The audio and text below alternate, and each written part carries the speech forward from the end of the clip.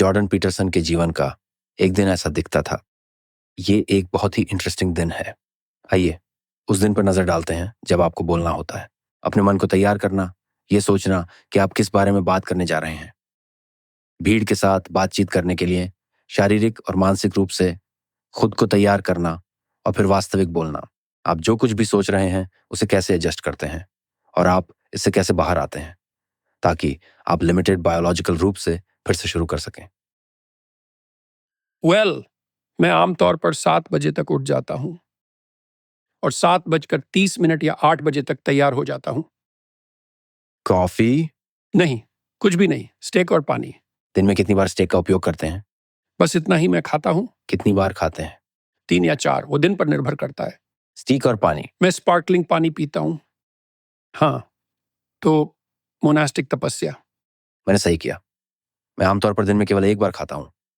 मैंने कल रात प्रॉपर जॉर्डन पीटरसन किया और सिर्फ 2 स्टेक खाए। वो कैसा था? ये अद्भुत था।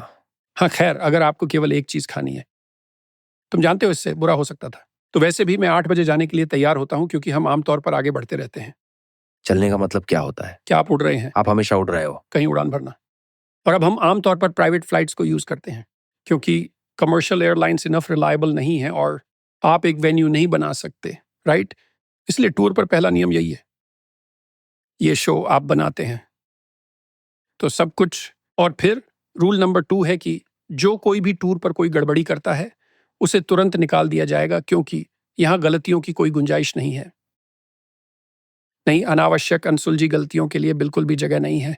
इसलिए क्योंकि गलतियां हो सकती हैं, मेरे पास अब जो लोग हैं, अगर वो कोई गलती करते हैं तो वो उसे तुरंत ठीक कर देते हैं, और ये बहुत अच्छा है। बहुत लोग आप पर निर्भर हैं कि आप वहां हो, तो आपको वहां होना ही होगा। लगभग 4000 लोग टिपिकली।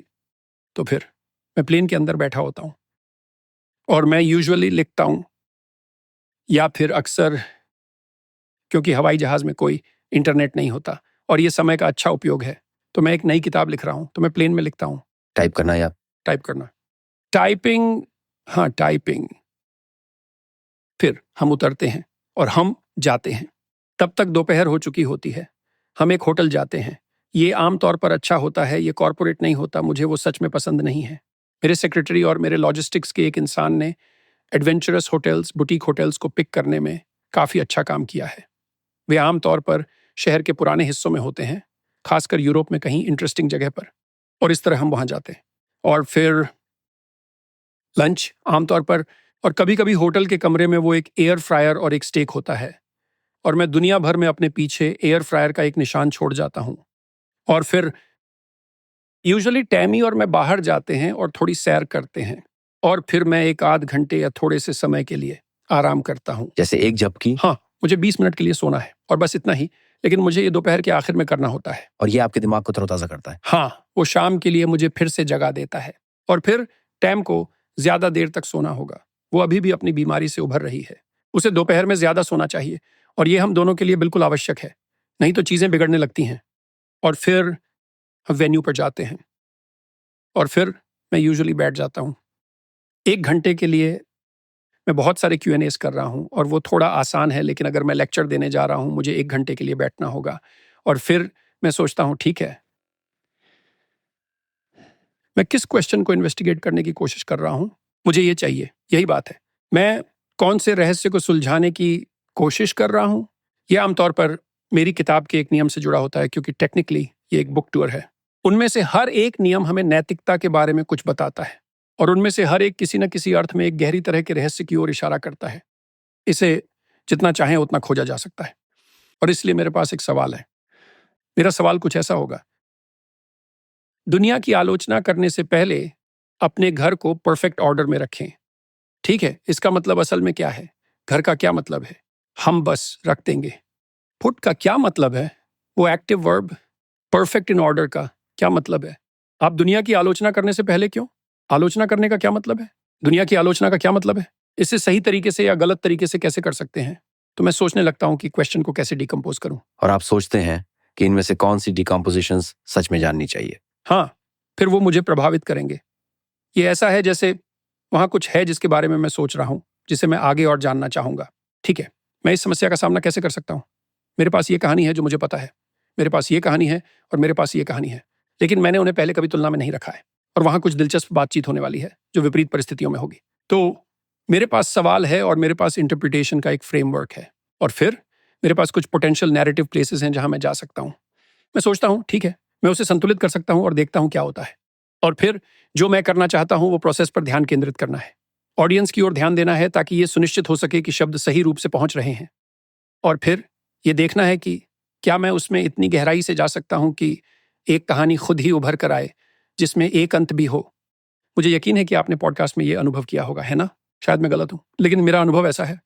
अगर मैं बातचीत में शामिल हो जाता हूँ और हमें समय सीमा के बारे में पता है, एक नेचुरल नैरेटिव आर्क होगा और फिर आपको पता चल सके कि मिड पॉइंट कब है और आप देख सकें कि आप निष्कर्ष पर कब पहुंच रहे हैं। और अगर आप सच में ध्यान दें तो आप देख सकते हैं कि ये रुकने के लिए एक अच्छी जगह है। आपका आना बहुत अच्छा है और आपको इसे देखने के लिए अलर्ट और पेशेंट होना होगा और आपको वहां तक पहुंचने से संतुष्ट होने के लिए तैयार रहना होगा। अगर आप ऐसा करते हैं तो ये एक कॉमेडियन की तरह है जो पंच लाइन का काम करता है। सारे काम एक साथ चल रहे हैं और वे किसी दिशा में बढ़ रहे हैं और ऐसे ही ये सब एक जगह आकर जुड़ते हैं और लोग इसे पसंद करते हैं, है ना? तो ये सब और ये वैक साथ में, और ये एक इंसाइट है और ये काफी हद तक पंच लाइन की तरह है। वैसे ये इंटरेस्टिंग है क्योंकि सच में मैं आपके पॉडकास्ट का फैन भी हूँ। आप हमेशा उसकी ओर बढ़ते रहते हैं। मैं ऐसा कहूँगा कि मेरे लिए एक पॉडकास्ट कॉन्वर्सेशन में अक्सर एक प्रकार की एलिस इन वंडरलैंड की कहानी जैसी एक्सप्लोरेशन होती है। खरगोश के बिल में आदमी, और फिर एक नई चीज अचानक प्रकट होती है। जितना अजीब उतना ही जंगली उतना ही अच्छा। एलन से बातचीत ऐसी होती है। ये असल में ऐसा है कि जितना ज्यादा आप एक आर्क की ओर बढ़ते हैं उतना ही ज्यादा आप एक मजेदार अब्सर्ड कॉन्वर्सेशन में अनकंफर्टेबल महसूस करने लगते हैं। ओह, अब मैं आम लोगों में से एक हूँ। नहीं, मैं ऐसा नहीं चाहता। मैं अलग होना चाहता हूँ। मैं उस खरगोश को चाहता हूँ। मैं पागलपन को चाहता हूँ क्योंकि ये ज्यादा मजेदार बनाता है। लेकिन किसी तरह इसके माध्यम से वहां एक विजडम है जिसे आप पकड़ने की कोशिश करते हैं, जैसे कि वहां एक धागा है। यही बात है दोस्त, तुम धागे का पीछा कर रहे हो। हाँ, धागा ठीक है। वहां है, बिल्कुल सही। यही हम करने की कोशिश कर रहे हैं। वो धागा, वो चर्चा, स्ट्रक्चर और स्पॉन्टेनिटी के बीच सही संतुलन है। ये मीनिंग के इंस्टिंक्ट के रूप में मैनिफेस्ट होता है और यही है डायलॉगोस में लोगोस, और ये सच में लोगस है और भगवान ही जानता है कि इसका क्या मतलब है। अब जानते हैं, मेरा मतलब है बाइबल का दावा है कि लोगोस रियलिटी का फंडामेंटल प्रिंसिपल है और मुझे लगता है कि ये सच है। मुझे सच में लगता है कि ये सच है क्योंकि मुझे लगता है कि वो मीनिंग जो आपको गाइड करता है। खैर, इसे सोचने का एक तरीका है। मैंने हाल ही में इसके बारे में लिखा है। क्या रियल है, क्या है? ठीक है, ये एक जवाब है। असली मामला क्या है? जो मायने रखता है वह असली है क्योंकि आप ऐसा ही व्यवहार करते हैं। ठीक है, तो ये मैटर से अलग है। ये कुछ ठीक है। सबसे रियल क्या है? जो मायने रखता है। दर्द कैसा रहेगा? ये सबसे रियल क्यों है? इसे समझाने की कोशिश करें। Good luck. इसलिए दर्द ही फंडामेंटल रियलिटी है। ठीक है, खैर, ये मुश्किल है। क्या ये नास्तिकता और निराशा की ओर नहीं ले जाता? हाँ, क्या ये एक ऐसी फिलॉसफी की ओर नहीं ले जाता जो कि सबसे फंडामेंटल रियलिटी है? वो दर्द के प्रति एंटीथेटिकल है। हाँ, क्या दर्द से ज्यादा फंडामेंटल कुछ है? लव। रियली? अगर आपको दर्द हो रहा है, प्यार और सच्चाई, बस इतना ही मिला तुम्हें? और आप जानते हैं, अगर वो दर्द से ज्यादा ताकतवर हैं तो शायद वे सबसे असली चीजें हैं।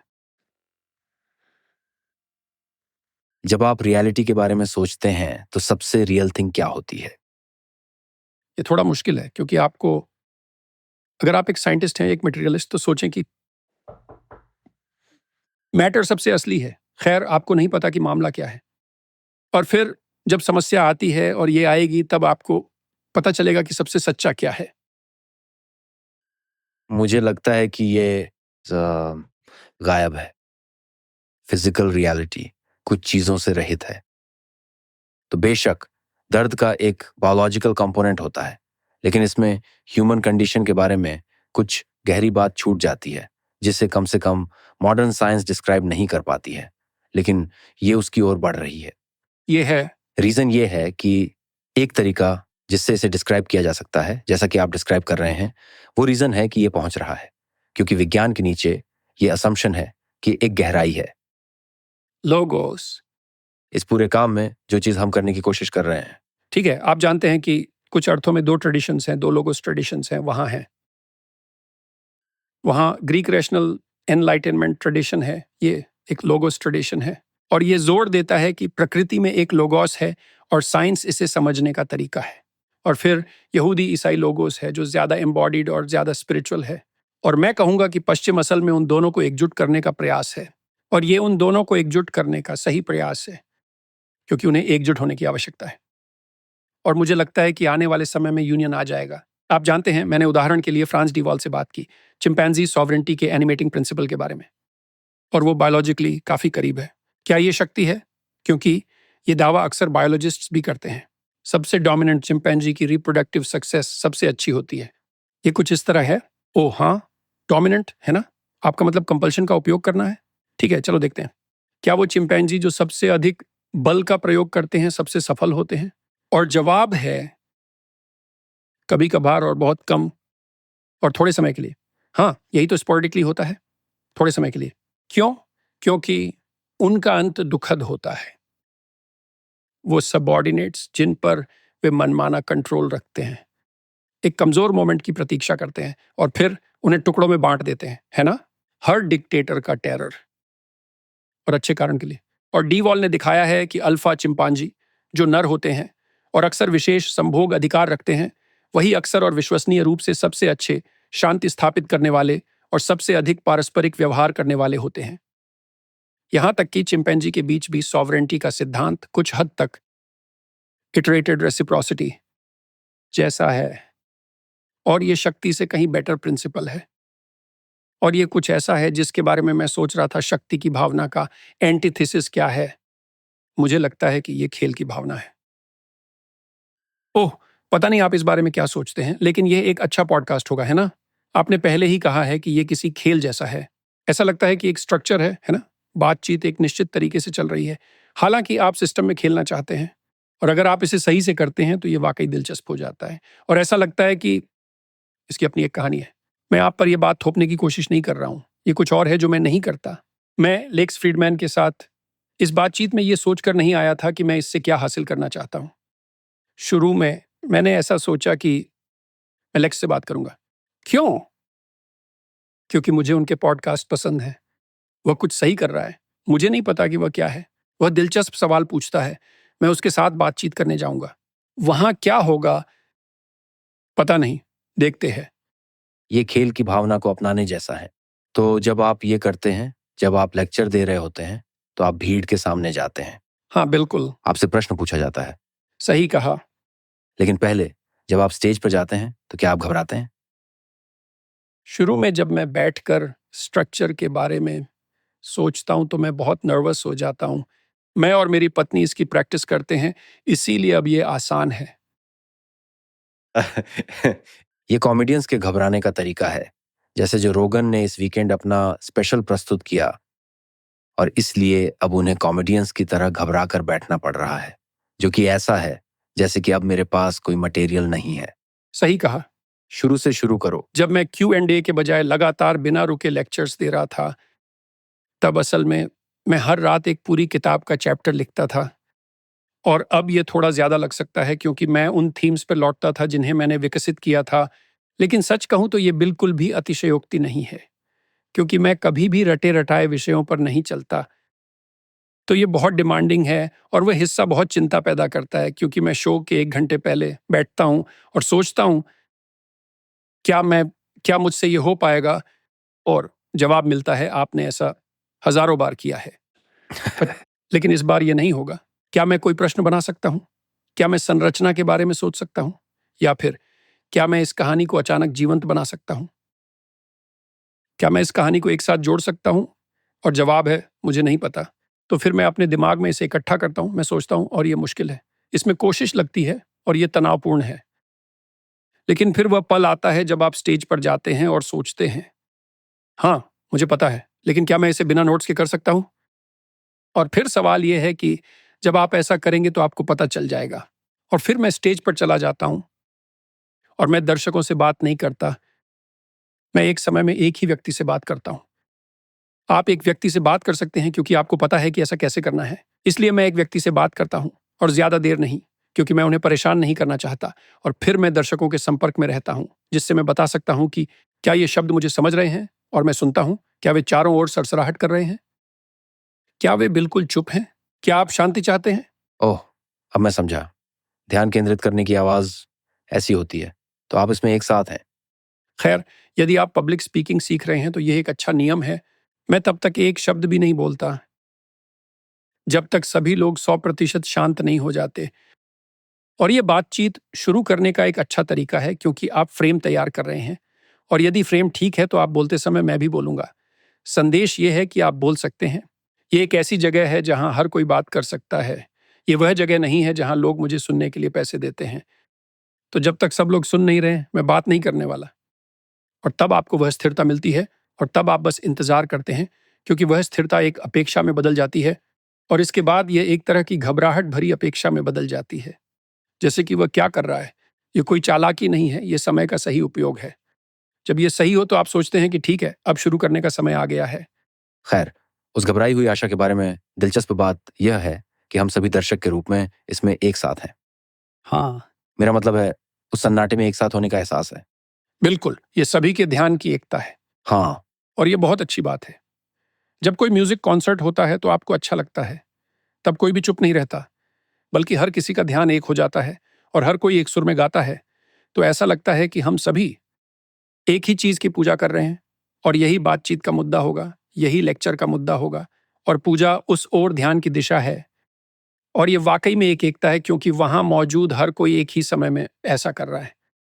मेरा मतलब है, इस संबंध में लेक्चर थिएटर और चर्च के बीच बहुत ज्यादा फर्क नहीं है। इनका मूल लेआउट और स्ट्रक्चर एक ही है, और वे एक दूसरे के साथ बहुत अभिन्न रूप से जुड़े हुए हैं और एक दूसरे से विकसित हुए हैं। लेक्चर थिएटर चर्च से विकसित हुआ है, इसीलिए इन शब्दों में इसके बारे में सोचना पूरी तरह से सही है। तो इसके बाद, यानी लेक्चर के बाद, हम म्यूजिक का एक हिस्सा बजाते हैं। ये वो म्यूजिक है जिसे मैं कुछ संगीतकारों के साथ मिलकर कुछ किताबों के लिए तैयार कर रहा हूं, जिन्हें मैं जल्द ही रिलीज करने जा रहा हूं। ये भयानक किताबें हैं, वे उन्हें चाइल्डहुड ट्रेजेडी की एबीसी कहते हैं। ये बहुत डार्क किताबें हैं, डार्क और कॉमिकल किताबें, बेकार किताबें, दिल को तोड़ने वाली तस्वीरें। हम उन्हें म्यूजिक के साथ सेट करते हैं और उसमें से एक पीस बजाते हैं, और उसके बाद मैं आमतौर पर फोटो खिंचवाने के लिए लगभग 150 लोगों से मिलता हूं, इसलिए उनमें से हर एक से थोड़ा, क्या आपके पास ह्यूमन कनेक्शन की थोड़ी चमक है? बहुत ज्यादा, बहुत ज्यादा। यह बहुत तीव्र है। हर व्यक्ति के साथ 10 सेकंड, हर व्यक्ति के साथ 10 सेकंड का बहुत ही गहन अनुभव होता है। ये ऐसा है जैसे जितना ध्यान दें ये उतना जल्दी तीव्र हो जाता है। क्या बार बार अलविदा कहना आपके दिल को तकलीफ देता है? ये शादी की लाइनअप में होने जैसा है। एक शादी में जहां आप रहना चाहते हैं और हर कोई ड्रेस्ड अप है। और ये बहुत अजीब है, क्योंकि जब मैं टूर पर गया था तो मैंने ये महंगे सूट खरीदे थे, और मेरा दिल टूट गया क्योंकि मैंने उन पर बहुत पैसा खर्च किया था। मैंने सोचा, हे भगवान, ये पूरी तरह से अनुचित है। मैं इसमें पूरी तरह शामिल हूं, और इसलिए मैं सम्मान के साथ कपड़े पहनने जा रहा हूं। और लगभग 60% दर्शक 2 पीस या 3 पीस वाले सूट पहनकर आए हैं। वे सभी अच्छे से तैयार हैं, मेरा स्वागत करने के लिए लाइन लगी है, और सभी मुझे देखकर खुश हैं। इसे स्वीकार करना इतना कठिन नहीं है, हालांकि एक तरह से यह है भी, क्योंकि सामान्य बातचीत काफी ऊपरी होती है और आप सोचते हैं कि मैं ऐसी बातचीत नहीं चाहता। हाँ, ज्यादातर समय आप ऐसा ही चाहते हैं। हाँ, ये इंटेंस है। ये बहुत इंटेंस है, और मुझे नहीं पता कि आप। लेकिन आपने ऐसा किया होगा क्योंकि लोग आपको पहचानते हैं। हाँ, लेकिन मेरे साथ भी ऐसा होता है। जब कोई व्यक्ति मुझे पहचानता है और वे प्यार के साथ आते हैं, और वे अक्सर शानदार लोग होते हैं, तो मुझे जिन विचारों से निपटना पड़ता है उनमें से एक, मेरे दिमाग में छिपा एक ड्रैगन अक्सर सोचता है कि मैं इस तरह के अटेंशन के लायक नहीं हूं। शायद आप नहीं हो, अच्छा, तो मैं नहीं हूं। या शायद हो। तो ये एक बोझ है कि मुझे उस प्रकार का व्यक्ति बनने के लिए आगे बढ़ना होगा जो इसके लायक हो। मेरा मतलब है, इस प्रकार के अटेंशन के लायक हो। और ये ऐसा है जैसे, ओह माय गॉड। ये भी बहुत महत्वपूर्ण है, क्योंकि हाँ, अगर एयरपोर्ट पर कोई व्यक्ति आपको जानता है और आपके पास आता है, जो बहादुरी से आपकी तारीफ करता है, या आप जो बनने की कोशिश कर रहे हैं उसकी प्रशंसा करता है, और तब अगर आप कोई गलती करते हैं तो वह इसे कभी नहीं भूलेगा। हाँ, तो ये एक बड़े जोखिम वाला बिजनेस है। उसका दूसरा पहलू यह है कि विशेष रूप से युवाओं के साथ आप कुछ शब्द कह सकते हैं जो उनकी जीवन की दिशा बदल सकते हैं। किसी न किसी तरह से। और इसलिए मुझे सचमुच एयरपोर्ट्स पर भी इस पर नज़र रखनी होगी, क्योंकि मुझे एयरपोर्ट्स पसंद नहीं है। मुझे एयरपोर्ट्स पर धीरे धीरे बढ़ती हुई टोटलिटेरियनिज्म पसंद नहीं है। वे हमेशा मुझे परेशान करते रहे हैं। और कभी कभी इस वजह से मैं अपनी पत्नी के लिए एक खराब ट्रैवल पार्टनर बन जाता हूँ। हालांकि मुझे लगता है हमने इसे सुलझा लिया है, भगवान का शुक्र है, क्योंकि हम बहुत ट्रैवल कर रहे हैं। लेकिन ज़्यादातर सिक्योरिटी गार्ड्स, बॉर्डर ऑफिसर्स और बाकी के लोग मुझे जानते हैं। आमतौर पर वे मेरी तरफ पॉजिटिव झुकाव रखते हैं, और इसलिए अगर मैं चिड़चिड़ा या परेशान हूं तो ये अच्छा नहीं है। ये बिल्कुल अच्छा नहीं है। ये एक कठिन रास्ता है, क्योंकि मुझे वह रेंगता हुआ टोटलिटेरियनिज्म पसंद नहीं है। लेकिन उसी के साथ अगर आप भीड़ में से एक हैं, तो कभी कभी आपके लिए भीड़ में से एक होना अच्छा होता है, क्योंकि जब आप थोड़े चिड़चिड़े हो जाते हैं तब लोग इसे अनदेखा कर सकते हैं। लेकिन अगर आप ऐसे व्यक्ति हैं जिसके पास उन्होंने अपना दिल खोलने की हिम्मत की है, क्योंकि यही तो उनका प्यार है, और आप उनसे विश्वासघात करते हैं, तो ये सचमुच का वे इसे कभी नहीं भूलेंगे और फिर वे सभी को बताएंगे। तो इसके लिए बहुत अलर्ट रहने की जरूरत होती है। और इसलिए टैमी और मेरा जीवन थोड़ा जटिल हो गया है, क्योंकि टोरंटो में हम सचमुच कहीं टहलने नहीं जा सकते। ये हमेशा एक हाई ड्रामा प्रोडक्शन जैसा लगता है, क्योंकि हर बार कोई ना कोई व्यक्ति आता है और अपनी दिल दहला देने वाली कहानी सुनाता है। और मैं इस बारे में उनकी निंदा नहीं कर रहा हूं। सही कहा। ये सहना मुश्किल होता है, क्योंकि लोग ऐसा नहीं करते हैं। वो ऐसे ही अपना दिल नहीं खोलते और अपनी जिंदगी की ट्रेजेडी आपके साथ शेयर नहीं करते।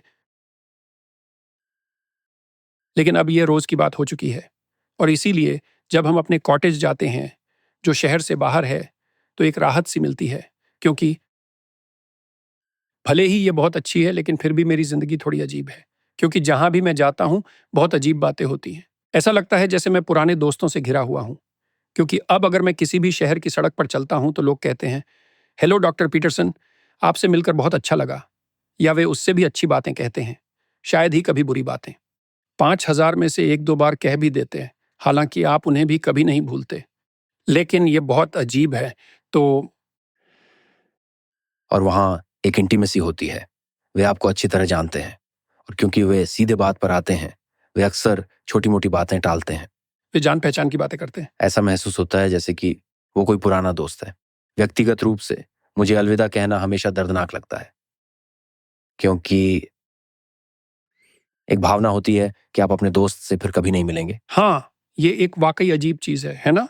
तो मेरे लिए ज्यादातर गुड बाय ऐसे ही लगते हैं। और ये सच है। आप सही कह रहे हैं, और मैं मानता हूं कि यह किसी अर्थ में लोगों के सामने खुद को खोलने के दर्द का हिस्सा है। टैमी को इस बात से विशेष रूप से झटका लगा था। उसने कहा, मुझे सच में कभी नहीं पता था कि पुरुष कैसे होते हैं। तुम्हारा मतलब क्या है? उसने कहा, मुझे विश्वास नहीं हो रहा है कि जब पुरुष आकर आपसे बात करते हैं तो वे कितने विनम्र होते हैं, क्योंकि ये हमेशा ऐसा ही होता है। पैटर्न बहुत मिलता जुलता है। एक व्यक्ति आता है, ज्यादातर पुरुष, हमेशा नहीं लेकिन ज्यादातर, और वे संकोच करते हैं और वे बहुत विनम्र होते हैं, बहुत बहुत विनम्र। और वे कहते हैं, उम्मीद है मैं आपको परेशान नहीं कर रहा हूं। और मैं कहता हूं, आप मुझे परेशान नहीं कर रहे हैं। और मैं पूरी कोशिश कर रहा हूं कि मैं ऐसा व्यक्ति न बनूं जो इस बात से परेशान हो। जैसे, आप खुद को क्या समझते हैं? तुम वही आदमी हो जो जो फेमस है और अब उससे भी ऊपर है। आप वो आदमी नहीं बनना चाहते। नहीं। इसीलिए जब लोग आपके साथ इस तरह से खुलते हैं तो आपको हमेशा आभारी होना चाहिए, और इसलिए आपको सतर्क रहने की जरूरत है और इसे सही तरीके से करने के लिए तैयार रहना चाहिए, क्योंकि आपके लिए ये 5 सेकंड या 10 सेकंड या 20 सेकंड है, जो भी हो, लेकिन उनके लिए उन्होंने अपना दिल खोल दिया है, और अगर आप मूर्ख हैं तो आप वाकई उन्हें चोट पहुंचा सकते हैं। 150 लोगों के बाद आप उस एहसास से कैसे बाहर आते हैं? आप दोबारा खुद को कैसे पाते हैं आराम करने के लिए? खैर, अक्सर ऐसा तब होता था जब मैं ट्विटर के जाल में फंस जाता था, क्योंकि तब तक मैं बातचीत और दर्शकों के साथ बातचीत से इतना थक चुका होता था, और ये पूरा दिन चलता था, क्योंकि ये एक नया शहर, एक नया होटल, और यहाँ नए 5,000 लोग थे। ये एक नई किताब का चैप्टर था, ये नए विचार थे, और अगले दिन ये दूसरे शहर में होता था। तब तक मैं इतना थक चुका होता था कि मैं खुद को कंट्रोल करने में उतना अच्छा नहीं होता जितना होना चाहिए, और ट्विटर इसके लिए एक असली विनाशक था, क्योंकि ये मुझे फंसा लेता था और फिर मैं कुछ नहीं कर पाता था। पहले जब मैं अपनी किताब पर काम करता था तो मैं टैमी को फ़ोन करता और कहता, देखो, तुम्हें आकर मुझे ले जाना होगा, मैं रुक नहीं सकता, मैं रुक नहीं सकता, मैं थक गया हूँ और ये एक प्रकार के हाइपोमेनिक फोकस का हिस्सा है, मैं इसे छोड़ नहीं सकता। जैसे, ओह, मैं अभी भी लिख रहा हूँ, मुझे इससे दूर होना है, लेकिन मैं रुक नहीं सका। और इसलिए यह बेहतर है कि हम कोई चीज़ पढ़े, जैसे किताबें। यानी फिक्शन, फिर non fiction. Fiction, Stephen King. मैंने पिछली टूर पर स्टीफन किंग को बहुत पढ़ा, वह अच्छा था। मुझे स्टीफन किंग बहुत पसंद है। शानदार कथाएं, शानदार। बहुत बढ़िया और बेहतरीन कैरेक्टर्स, और स्टीफन किंग के राइटिंग में एक परिचित भावना होती है। वह उन लोगों के बारे में लिखते हैं जिन्हें आप जानते हैं, और इसलिए मुझे सच में इससे राहत मिली और यह बहुत यूज़फुल था। और इसे सहन करने के लिए, या इसे सहन करने के काबिल होने के लिए, खैर, टैमी और मुझे बहुत बातचीत करनी पड़ी। वह इसमें घसीटी गई है और उसका जीवन इसका हिस्सा है, चाहे वह कुछ भी हो, और उसे अपना रास्ता खोजना पड़ा। उदाहरण के लिए, जब हम यात्रा करते हैं तो वह अब मुझसे अलग होटल के कमरे में रहती है। उसने फैसला किया कि वह इस साल मेरे साथ टूर पर नहीं जाना चाहती, और मैं इस दौरान फिर से बीमार था, जिससे चीज़ें और भी मुश्किल हो गईं। लेकिन वह घर चली गई, और जब वह वापस आई तो उसने कहा, मुझे लगता है कि मुझे अपना खुद का कमरा चाहिए। मुझे ये पसंद नहीं आया। मैंने कहा, क्या मतलब? क्या अब हम शादीशुदा नहीं हैं? क्या तुम्हें वाकई अपना खुद का कमरा चाहिए? और उसने कहा, खैर, मैं ये नहीं कर सकती, क्योंकि उसे बीमारी से ठीक होने के बाद से खुद को फिट रखने और एक्सरसाइज करने की ज़रूरत है, और उसे ऐसा करने के लिए समय चाहिए। वह बहुत प्रार्थना और ध्यान भी करती है, उसका अपना पॉडकास्ट भी है जो बहुत अच्छा चल रहा है, और उसे इसके लिए भी समय चाहिए। मुझे उस पर भरोसा है। उसने कहा, मुझे जारी रखने के लिए इसकी ज़रूरत है। और फिर मैंने सोचा, खैर, अगर तुम्हें अपने काम जारी रखने के लिए इसकी ज़रूरत है तो ठीक है। चूंकि उसने ये नहीं कहा, ठीक है, मैं टूर पर नहीं जाना चाहती, मैं अब यह नहीं करना चाहती, वह चली गई और प्रार्थना करने लगी, जैसे मैं ये कैसे जारी रख सकती हूँ। और हमारे पास यही जवाब था, और इसलिए उसके पास खुद का होटल रूम है। और मुझे लगता है कि यह उसने लिया हुआ एक बहुत ही अच्छा फैसला था। वह बहुत अच्छी है, और यह समझने में दिन ब दिन और भी बेहतर होते जा रही है कि उसे इसे टिकाऊ बनाने के लिए क्या करना होगा। और मेरे लिए यह सब एक प्लस की तरह है, क्योंकि मैं उसके बिना ट्रैवल नहीं करना चाहता, और मैं नहीं चाहता कि उसका जीवन दुखी हो, और मैं चाहता हूं कि वह पूरी तरह से इसमें शामिल हो, और इसलिए उसे उचित रूप से स्वार्थी होना होगा, जैसा कि हर कोई एक रिश्ते में करता है। और आपको ये करना होगा, यह एक अजीब बात है जो आप कर रहे हैं, लेकिन आप दोनों को, यानी उन्हें और आपको, इस गहरे इंटेलेक्चुअल सोशल जर्नी को कैसे मैनेज करना है, ये समझना होगा। ओह, और एक और बात है जिसका जिक्र करना मैं भूल गया। तो ये एक सामान्य दिन था, लेकिन इसमें एक बहुत बड़ा हिस्सा छूट गया। आमतौर पर हम लगभग 30 सांस्कृतिक प्रतिनिधियों के साथ डिनर भी करते हैं, शायद प्रत्येक देश से 10 से 30, क्योंकि मेरे पास ऐसे लोगों का एक नेटवर्क है जो लोगों को जानते हैं, और वे मुझे प्रत्येक देश में प्रमुख निर्णय लेने वालों से जोड़ रहे हैं। फिर हम उस पर बातचीत में लगभग 1.5 घंटा बिताते हैं।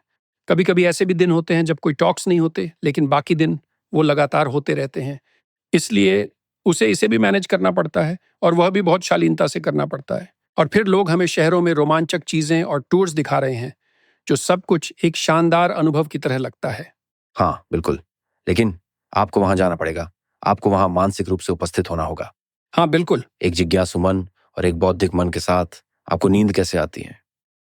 फॉर्चुनेटली ये लगभग कभी भी प्रॉब्लम नहीं होती, यहाँ तक कि जब मैं बहुत ज्यादा बीमार था, लगभग 3 सालों तक, मैंने इस बारे में भी बहुत सोचा। आप जानते हैं कि जब मैं बीमार था तब मैं इसे अच्छे से समझा नहीं पाया, क्योंकि ऐसा लगा कि मैं बीमार इसलिए था क्योंकि मैं बेंजोडाइजेपाइन ले रहा था, लेकिन वो कारण नहीं है।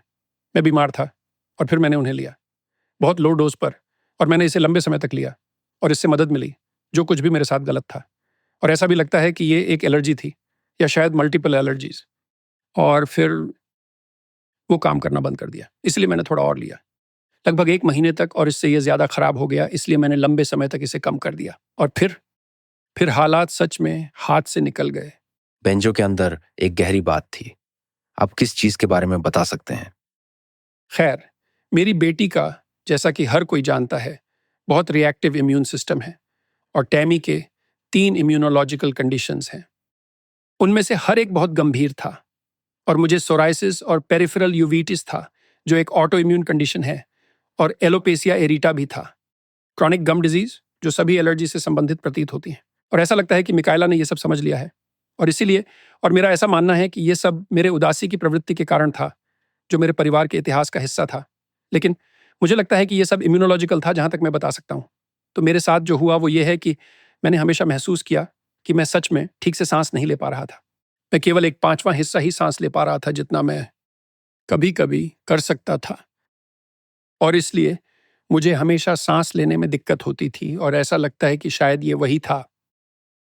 मैं हमेशा एक एनाफिलेक्टिक रिएक्शन के बॉर्डर पर था, जो प्लेजेंट नहीं है, और वो है हाइपर सिंथेटिक एक्टिवेशन, कोई पैरासिम्पथेटिक एक्टिवेशन नहीं। मैं बिल्कुल भी आराम नहीं कर सका। ये एक इम्यूनोलॉजिकल रिस्पॉन्स हाँ, है। Allergic response. तो वैसे यही वो लग रहा था। मैं इसके बारे में ज़्यादा बात करना पसंद नहीं करता, क्योंकि ये बहुत ज़्यादा रेडिकल है और मैं इसे फैलाना नहीं चाहता, लेकिन ये डाइट सभी को रोकने में सफल हुआ है। मुझे सोराइसिस नहीं है, सभी पैचेस गायब हो गए हैं। मेरा मसूड़ों का रोग, जो इनक्योरेबल था, जिससे निपटने के लिए मैंने मल्टीपल सर्जरीज करवाई, पूरी तरह से ठीक हो गया है। इसमें 3 साल लगे। मेरी दाहिनी आंख, जो काफ़ी धुंधली थी, पूरी तरह साफ हो गई है। और क्या बदला है? खैर, मैंने तुरंत 50 पाउंड वजन कम किया और इसे बनाए रखा। मुझे ये भी मेंशन करना चाहिए कि मैं भी न्यूट्रिशनल साइंस का डीप इन्वेस्टिगेटर नहीं हूँ। मुझे इस बात पर संदेह है कि वर्तमान में ये कितना साइंस है, क्योंकि कई कॉम्प्लेक्स सिस्टम्स की तरह ये मिस्ट्री और प्रॉफिटियर्स से भरा है, अलग अलग प्रकार के डाइट्स से लाभ कमाने वाले लोग। लेकिन मैं पर्सनली कह सकता हूँ, ऐसा लगता है कि जब मैं केवल मांस खाता हूँ तो मुझे सबसे अच्छा महसूस होता है। ये बहुत दिलचस्प है और मैंने इसे बहुत समय पहले खोजा था। सबसे पहले आप इसे कैसे खोजते हैं?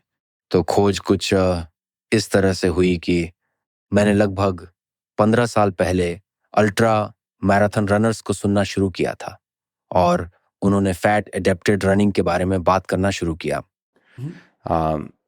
तो मैंने सबसे पहले ये खोजा कि दौड़ने का आनंद लेने के लिए मुझे बहुत तेज दौड़ने की ज़रूरत नहीं है, और असल में मुझे स्लोअर पेस से दौड़ने में बहुत आनंद आता है।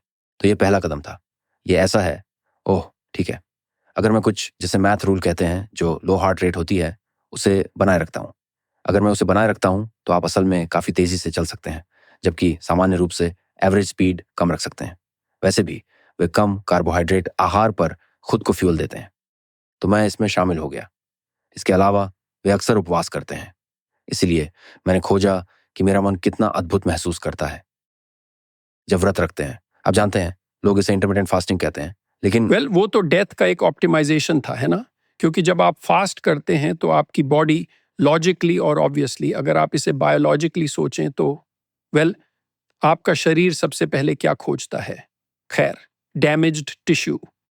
तो मैं फास्टिंग के लिटरेचर को कुछ हद तक जानता हूं, और ये बहुत कंपेलिंग लिटरेचर है।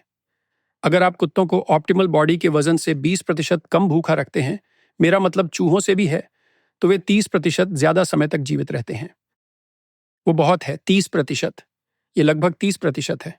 हाँ, 30%। इनमें से कई चीज़ों का एक पहलू मुझे नर्वस करता है, क्योंकि मुझे हमेशा लगता है कि कुछ भी फ्री नहीं है और मुझे इसकी कोई ना कोई कीमत चुकानी पड़ेगी। लेकिन जब मैं फास्ट करता हूँ तो मैं फोकस कर पाता हूँ, स्पेशली जब मैं दिन में एक बार खाता हूँ। मेरा मन लगभग नर्वसली फोकस्ड होता है। ये लगभग चिंता की तरह है, लेकिन एक पॉजिटिव चिंता, या ऐसा जिसे मैं एक्साइटमेंट में बदल सकता हूँ। अब जानते हैं, मैं सोचता हूं कि इसका कितना हिस्सा जुड़ा हुआ है। आप इमेजिन करें, इसका मतलब है खाने की कमी, जो इमेजिन करना हार्ड नहीं है। खैर, उस स्थिति में आपको ज्यादा अलर्ट होना चाहिए, है ना? बायोलॉजिकली कहें तो, क्योंकि आप हंटिंग मोड में हैं, मान लीजिए। निराश नहीं, बल्कि हंटिंग मोड में। और भगवान ही जानते हैं, शायद ह्यूमन बीइंग्स को हमेशा हंटिंग मोड में रहना चाहिए। ये अक्सर होता है, लेकिन हम इसे नहीं जानते। मैं सोचता हूँ कि क्या इसका कोई स्ट्रेस सिस्टम पर होता है, जो लॉन्ग टर्म में सिस्टम को नशे की लत में डाल देता है। ऐसा नहीं लगता है? ऐसा लगता है, फास्टिंग के मामले में नहीं। और फिर उस पर मुझे पता चला कि जो चीज़ मुझे पसंद है वो ये है कि मुझे फैट खाना उतना पसंद नहीं है। तो मुझे मांस खाना बहुत पसंद है। और जब आप लो कार्ब डाइट की बात करते हैं, तो मैंने इस प्रोसेस के माध्यम से खोजा, अगर कुछ हद तक फैटी मीट, लेकिन सिर्फ मीट, मुझे खाने के बारे में अजीब लगने वाली चीज़ें, जैसे थोड़ा सुस्त, या जैसे पूरा, या बस जो भी हो, महसूस होता है। खाने के एस्पेक्ट्स जो मुझे पसंद नहीं हैं वो मीट के साथ नहीं होते, और मैं अभी भी कंपनी का आनंद ले सकता हूँ। और जब मैं दिन में एक बार खाता हूँ और मांस खाता हूँ, कम से कम टेक्सास में आप अभी भी सभी आनंद का अनुभव कर सकते हैं। आप दोस्तों के साथ रात का खाना खाते हैं। अब मैं वो नहीं करता। आप जानते हैं ये एक बहुत गंभीर बात है। आप हेल्थ बेनिफिट्स के बारे में बहुत गंभीर हैं। मेरे लिए मैं अभी भी विस्की पी सकता हूँ। मैं अभी भी उन चीज़ों को करूँगा जो थोड़ी खुशी जोड़ती हैं। मसाले? हम मसाले डालते हैं। जब आप कोई भी मसाले नहीं डालते तो ये हमें अच्छा नहीं लगता। हाँ, ये बहुत खराब लगता है। हाँ, ये सोशली ज्यादा मुश्किल है। टैमी सिर्फ भेड़ का मांस ही खा सकती है, हालांकि वो नॉन एज्ड बीफ खा सकती है। और इससे ट्रैवलिंग करना भी कॉम्प्लिकेटेड हो जाता है ना? क्योंकि है ना, ये ऐसा है असल में, बस इतना ही आप खा सकते हैं। हाँ, खैर, यही तो जिंदगी है। और शायद ये एक तरह की क्रेजीनेस